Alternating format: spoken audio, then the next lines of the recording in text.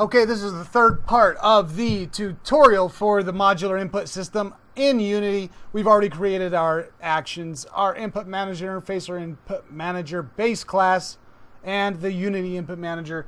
Now we're going to switch over to Rewired. So we're switching our input systems away from the Unity input manager, and we're going to get a custom input manager class for that. So I'm going to go over to Unity. I'm going to import Rewired into the project. And that, of course, is available right here on the Asset Store. Really nice tool for input for your game. It does a lot of stuff like hot plugging controllers. And Rewired is going to ask me to install, so I'm going to say proceed. And I'm going to add the settings to the input manager.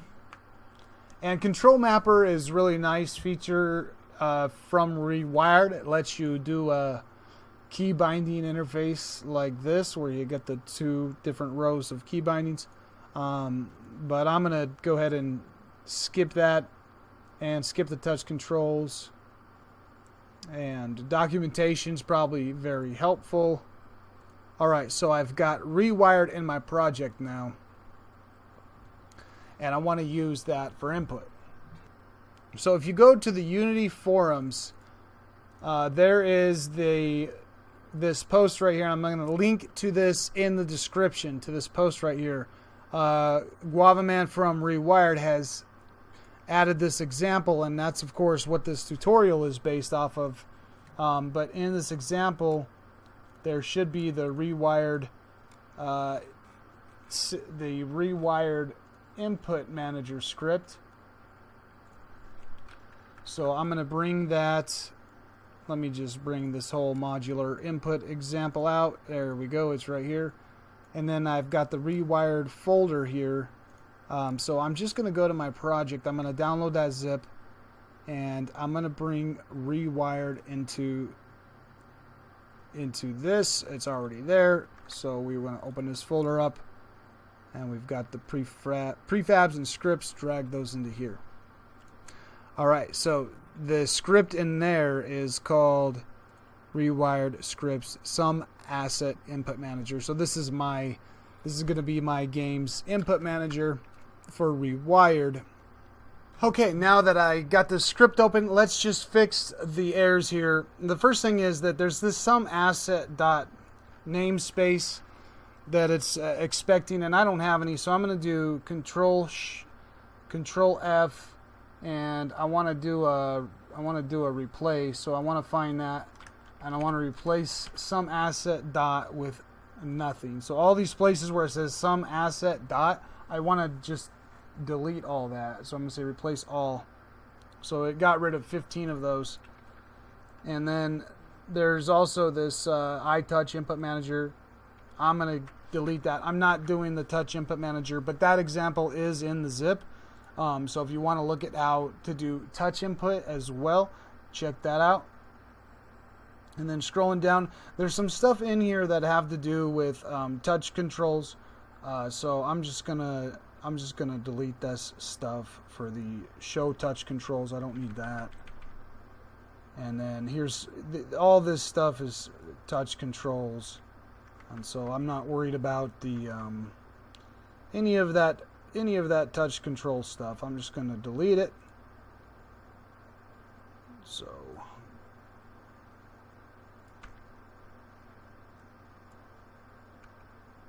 show touch controls, delete that one. Supports touch controls, we could just delete that. Alright, now we're getting down to it. And then we've got the touch input manager, show touch controls. This one isn't using the touch controls, so I'm not worried about that. Then there's on enable and on disable. It can't find those in the base class, so let's go back to the input manager class. And then what we'll do is we'll just do protected virtual void, and we'll do start. And then we also want to do let's do update. And on enable on disable and on destroy. So now we should be able to get those, no problem. And then we just get more of the touch control stuff right here. That whole function can go. More touch controls. We don't want to check touch controllers when joystick is connected. We don't care about that. And all the errors are gone. Alright. So now that I've got that class fixed up to match my input manager, I should be able to go to, this is called some asset input manager, and so I should be able to go into my input manager and add one here to the my input manager component, some asset input manager. Okay, so there it goes. I can turn off my Unity one now. I wouldn't be using that anymore now that I'm using the Rewired system.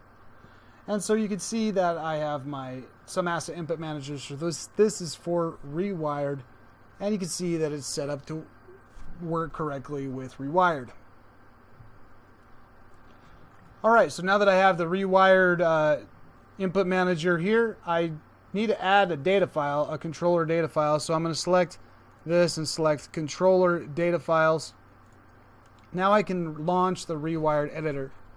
And this is the Rewired editor. This is not a tutorial on Rewired. They got some good tutorials and documentation, but all I'm going to do is make sure I have my player set up. So the player default one is system, and then I need to add some actions. So I'm going to click here to make a new action, and I'm going to call this one, we're just going to do the attack action that was mapped to fire 1. And so now that I have an action, the action ID is 0. Go to keyboard maps and create a map here. And I'm going to make a new element. And we're going to do, fire 1 was on the mouse button, but we could pick a key or pull for a key press. Let's just do spacebar. Alright, so we got spacebar, and that's going to be mapped to attack. Alright, so I have space mapped to attack, and then now what I'm going to do is I'm going to go ahead and close Rewired. Attack action is listed here as attack, and I remember on my cube I had written a script called move up, and it is using this input action attack. So if everything's working correctly, and I have disabled my Unity input manager so it's not taking input from Unity, and I have my Rewired input manager here, and attack action is mapped to attack, and I can see in my keyboard maps that that's mapped to spacebar. So if I press play, and I've gotten a null reference exception, and Rewired is telling me that player ID 0 does not exist. So that's right, I'm going to have to go into the Rewired editor, and I forgot that I do need to make a player, and this player ID is 0. So that's, now that I have that, I'm going to go to keyboard maps, and I'm going to add a keyboard map to the player, and start by enabled is set.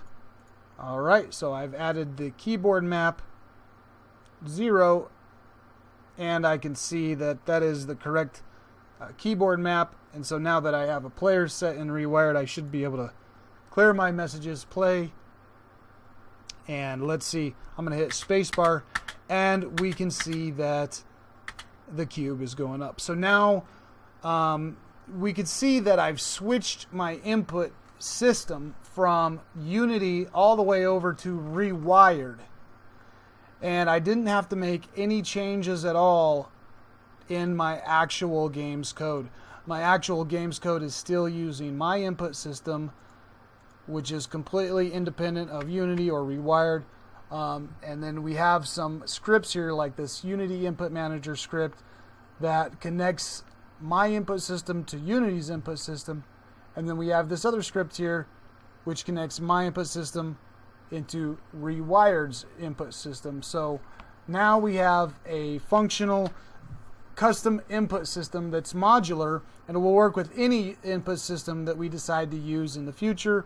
And it will also work with multiplayer going forward or anything. And then as we program our game, we never have to worry about coming back and changing any of the input code. It's always going to stay the same. And if we need to make changes, we'll go off into our Unity Input Manager class, make the input changes here, or we'll go to our Rewired Input Manager class and make the changes here, so that all the files throughout our entire game can stay the same, and the input for the code for the input always stays the same.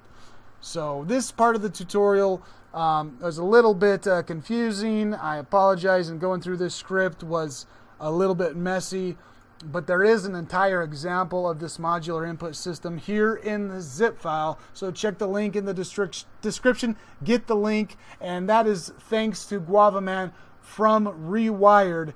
And I highly suggest using Rewired myself, because it allows you to have a really nice input system with more functionality than Unity's, and it also gives you a setup like this to do your key bindings if you're making something like a PC game. And if you're making mobile games, it has all the touch examples here, so that you can make a game that works with keyboard and mouse input, and it also works on mobile with touch input. So if this has helped you out, give it a like, subscribe. I'll see you guys in the next tutorial or video.